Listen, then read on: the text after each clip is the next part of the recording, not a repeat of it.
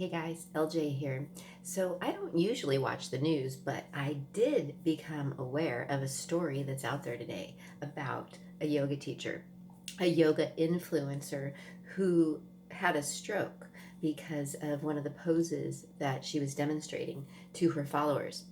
So I feel like this is really interesting to get out there in the news, in the mainstream, in the awareness about yoga. And I'm glad that I was made aware of this story out there because, first of all, yes, it's true. We can injure ourselves even with yoga. Even though doctors and people will tell us that yoga is good for us, not all yoga is appropriate for our body right now. Not all yoga is safe for each body right now. So it is super important that we're careful and thoughtful and we do get guidance in what we try and why we're trying different things in the poses of yoga. And then I would vote that yoga is more about doing things that can be therapeutic and rehabilitating and even replenishing and even a place to create a more loving relationship with our bodies. So it's definitely not intended to be a place where we're pushing into pain or doing things that could injure us, even though we could.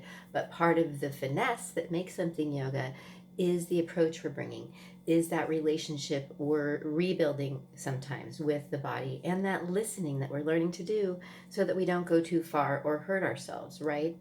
And then yes, so part of that means getting the right guidance, and often the way I like to offer it means giving you a personalized place to play with the poses in a way that's super safe and to make sure that your form is good and that you're doing it safely, because these poses are powerful.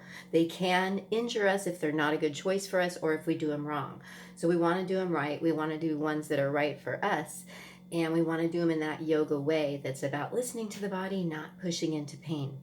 And then lastly, that I would vote that our yoga is not necessarily supposed to be a place where we're trying to do the latest tricks, right?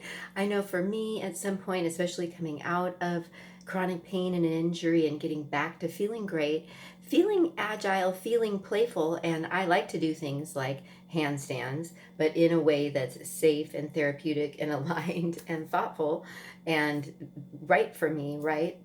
But on the other hand, to me, and in my opinion, it's not about just trying to do the hard, tricky, cool looking things with our bodies, because that's when we're more likely to hurt ourselves. And so I do think also as yoga teachers, we're not doing a service to the community when we're posting our pictures of us doing these totally dangerous and inappropriate poses, even if they look pretty, right?